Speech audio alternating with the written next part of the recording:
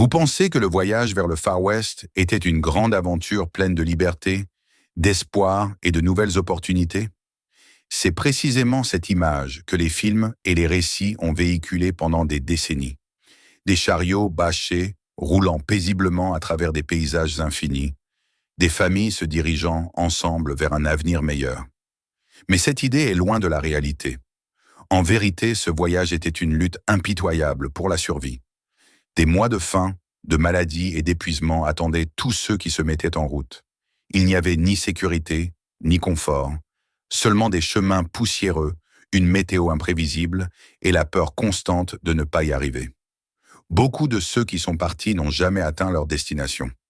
Ce qui vous attend maintenant, ce sont 10 vérités brutales sur la vie dans ces chariots bâchés. Des faits qui montrent à quel point ce voyage était vraiment difficile, dangereux et terrifiant, et pourquoi ce n'était tout sauf une aventure. 1. Des mois de misère. Imaginez monter dans un chariot bâché, non pas pour des heures, non pas pour des jours, mais pour des mois. Même dans les meilleures conditions, un chariot ne parcourait peut-être que 30 km par jour. Mais ces meilleures conditions étaient rares. Des chemins boueux, des sentiers pierreux, des roues cassées ou des animaux épuisés pouvaient à tout moment stopper la progression. Un voyage de Saint-Louis à la côte ouest, qui semble simple sur une carte, durait en réalité environ 6 mois. 6 mois sans confort, sans sécurité, sans répit. Le trajet était plus long que prévu, plein de détours, d'obstacles et de retards inattendus. Chaque jour apportait de nouveaux problèmes, maladies, faim, peur. Et c'est précisément ce point que beaucoup sous-estiment. Ce n'était pas seulement un voyage, c'était un état d'épuisement sans fin.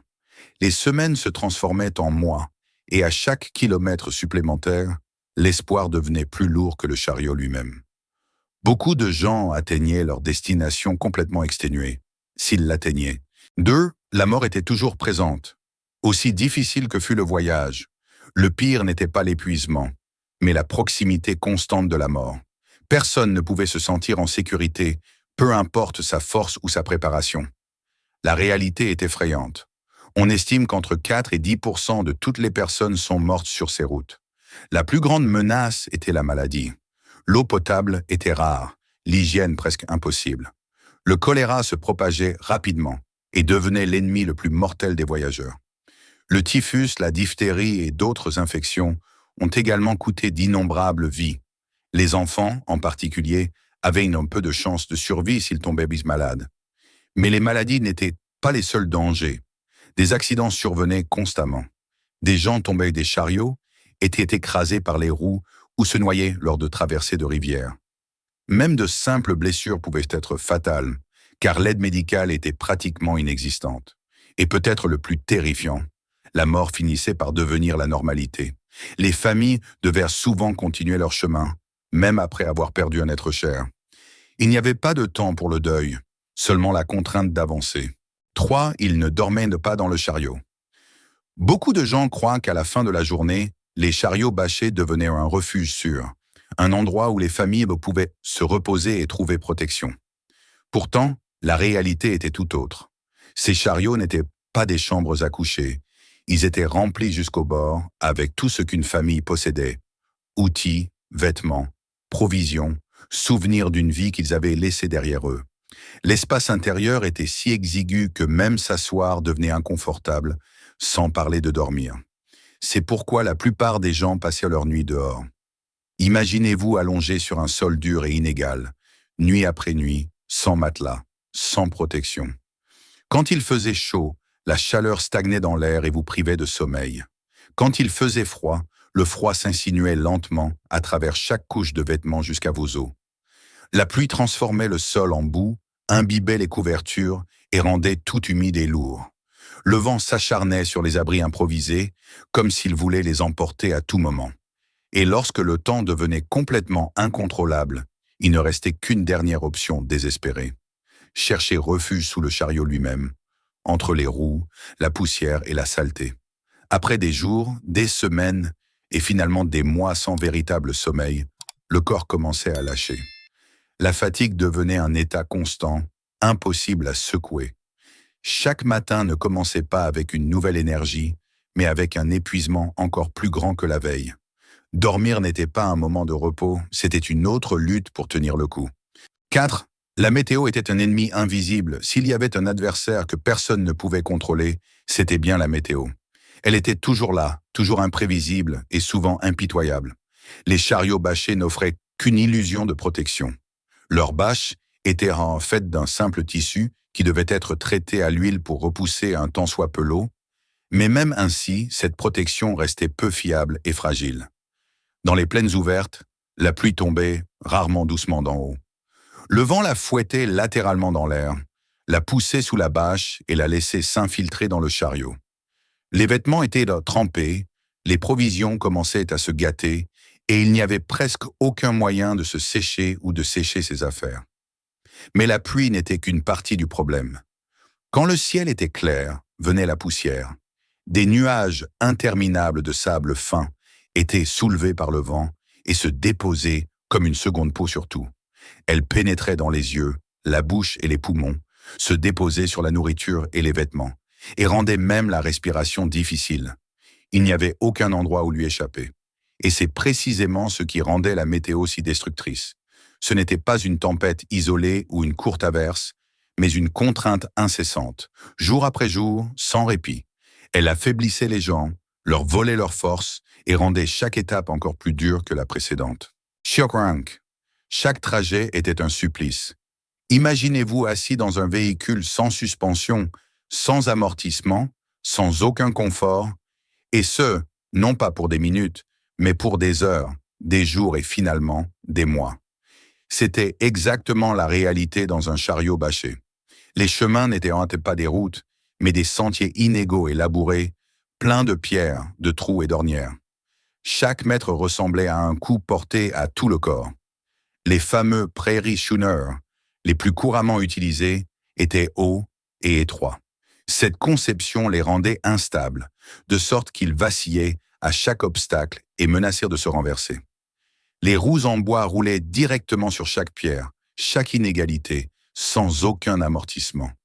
Chaque choc traversait directement le chariot et frappait les personnes à l'intérieur de plein fouet. Beaucoup tentaient de réduire la charge en emballant soigneusement leurs affaires, en plaçant les objets lourds en bas pour maintenir l'équilibre. Mais quelle que fût la qualité de l'emballage, le trajet restait brutal. Le corps était constamment secoué, les muscles se contractaient, la douleur devenait quotidienne. C'est pourquoi beaucoup choisissaient de marcher à côté du chariot, juste pour échapper à cette secousse constante. Mais cela signifiait parcourir des centaines, voire des milliers de kilomètres à pied, sous le soleil brûlant, dans la poussière, par vent et pluie. Au final, il n'y avait pas de bon choix. Soit on endurait les coups incessants dans le chariot, soit l'épuisement sans fin de la marche. Dans les deux cas, le corps payait un lourd tribut. 6. Si le chariot se cassait, tout s'arrêtait. Imaginez que vous êtes au milieu de nulle part, à des centaines de kilomètres de la prochaine colonie, et soudain votre chariot se brise. Pas de mécanicien, pas de pièces de rechange à portée de main, pas d'aide, juste vous, votre famille et la nature sauvage infinie autour de vous. C'était exactement la réalité pour les pionniers. Les défaillances n'étaient pas l'exception, mais la routine. Les chemins difficiles faisaient éclater les roues en bois, casser les essieux et se desserrer les pièces métalliques. Chaque pierre pouvait causer un problème, chaque étape était un risque. Et si quelque chose se cassait, il fallait le réparer immédiatement. Sinon, le voyage ne pouvait pas continuer. C'est pourquoi les gens emportèrent des outils, marteaux, scies, clous, pièces de rechange. Mais même avec de la préparation, beaucoup de choses étaient improvisées. Souvent, ils devaient tout décharger, faire basculer le chariot sur le côté et travailler pendant des heures dans les conditions les plus difficiles, par la chaleur, le vent ou la pluie. Pendant ce temps, ils étaient sans défense. Pas de toit au-dessus de la tête, pas de sécurité contre les animaux sauvages ou d'autres dangers. Chaque réparation devenait une course contre la montre, l'épuisement et la peur. Et parfois, même cela ne suffisait pas. Si un dommage était trop important, cela signifiait la fin du voyage. Tout ce pourquoi ils avaient lutté pendant des mois pouvait être perdu en un seul instant. 7. Traverser les rivières était un jeu avec la mort. Tôt ou tard, chaque famille devait traverser une rivière, Et c'est souvent là que le voyage devenait le plus dangereux. Il n'y avait pas de pont, rarement des bacs, et si oui, beaucoup ne pouvaient ne pas se les permettre. Il ne restait donc qu'une option, traverser directement l'eau. Mais un chariot bâché n'était pas un bateau. Avant d'entrer dans la rivière, les gens essayaient de calfeutrer tant bien que mal le chariot, de sceller les fissures et de le rendre d'une manière ou d'une autre flottable. Puis, des bœufs ou des mules poussaient lentement le chariot dans l'eau. Chaque pas était risqué. Le courant pouvait être plus fort qu'il n'y paraissait, le sol pouvait céder subitement. À ce moment-là, tout dépendait de quelques facteurs. La profondeur de l'eau, la force des animaux, le poids du chariot. Si l'un de ces éléments n'était pas correct, le chariot pouvait basculer. Et quand cela arrivait, il était souvent trop tard. Les biens étaient emportés par l'eau. Les animaux étaient emportés. Des gens pouvaient se noyer en essayant de se sauver ou de sauver leur famille. Ces traversées n'étaient pas des exceptions rares. Elles étaient inévitables. Et chaque fois, elles signifiaient une nouvelle décision. Continuer et tout risquer, ou faire demi-tour et tout perdre. De manger était une pure lutte pour la survie. Lors de ce voyage, il ne s'agissait pas de bien manger, il s'agissait simplement de survivre. Il n'y avait pas de magasin, pas d'aliments frais, aucune possibilité de simplement se réapprovisionner. Tout ce qu'on avait, il fallait l'emporter dès le début ou l'organiser d'une manière ou d'une autre en chemin. Les chariots bâchés étaient en cependant déjà remplis jusqu'au bord, laissant à peine de la place pour de grandes provisions. C'est pourquoi un chariot spécial était utilisé, le chuck wagon. C'était une sorte de cuisine mobile et il devint rapidement le centre de chaque campement. On y préparait des repas simples, haricots, lard, pain. Rien d'exceptionnel mais vital. L'eau était tout aussi cruciale que la nourriture. Des fûts étaient transportés, mais l'eau potable n'était pas toujours disponible. Souvent, les gens devaient prendre ce qu'ils trouvaient, même si c'était contaminé. Et puis il y avait le feu. Dans les vastes plaines dépourvues d'arbres, il y avait peu de bois. C'est pourquoi ils ont eu recours à quelque chose qui est difficilement imaginable aujourd'hui. Le fumier animal séché était utilisé comme combustible. Ce n'était pas agréable, mais ça fonctionnait. Manger n'était jamais acquis. Chaque repas était une petite victoire, chaque jour sans fin, un gain. Et c'est précisément ce qui montre à quel point ce voyage était vraiment difficile. Même les choses les plus fondamentales devenaient un défi. 9. Les chevaux étaient un luxe que presque personne ne pouvait se permettre. Quand on pense au Far West, on imagine automatiquement des chevauchées rapides à travers la prairie, la liberté et le mouvement. Pourtant, pour la plupart des colons, ce n'était qu'un mythe.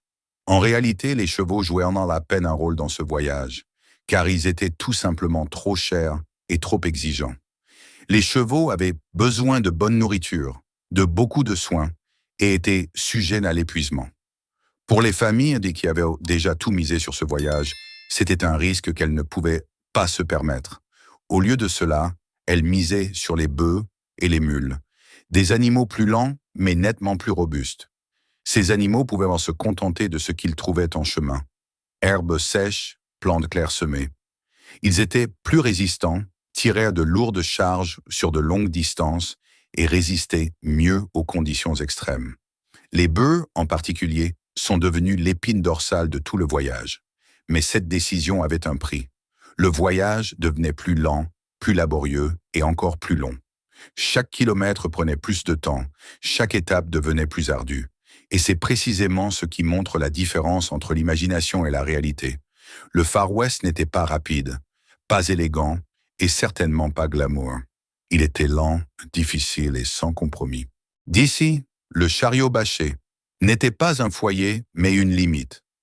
À première vue, le chariot bâché semblait être un symbole d'espoir. Une maison roulante censée emmener les familles en toute sécurité vers un nouvel avenir. Mais en réalité, il était tout sauf confortable. Les célèbres prairies schooner, que l'on connaît aujourd'hui grâce au film, étaient étroits, exigus et construits uniquement pour le transport, pas pour y vivre. L'intérieur était à peine plus grand qu'un lit et chaque centimètre était utilisé pour les provisions et les outils. Il n'y avait pas de place pour le confort, pas d'espace pour l'intimité. Tout tournait autour de la nécessité d'emporter le plus possible pour survivre. Des chariots plus grands comme le Conestoga, pouvaient en transporter davantage, mais ils étaient lourds, encombrants et inadaptés aux longues distances. Ils se renversaient plus facilement, restaient bloqués plus rapidement et rendaient le voyage déjà difficile encore plus risqué. Quel que soit le chariot choisi, ce n'était jamais une solution, mais toujours un compromis. Un moyen pour une fin qui créait autant de problèmes qu'il en résolvait. Et c'est précisément là que réside la vérité. Le chariot bâché n'était pas un symbole de confort ou de sécurité. C'était un signe de la mesure dans laquelle les gens étaient prêts à aller pour avoir une chance d'une nouvelle vie, même si ce chemin les poussait à leur limite absolue. Ce voyage n'était pas une aventure, c'était une lutte pour la survie. Des mois de douleur, de perte et de privation, où chaque pas aurait pu être le dernier. Et pourtant, ils ont continué. Non pas parce que c'était facile, mais parce qu'ils n'avaient pas d'autre choix. Si cela vous a surpris, alors vous verrez désormais l'histoire du Far West d'un tout autre œil.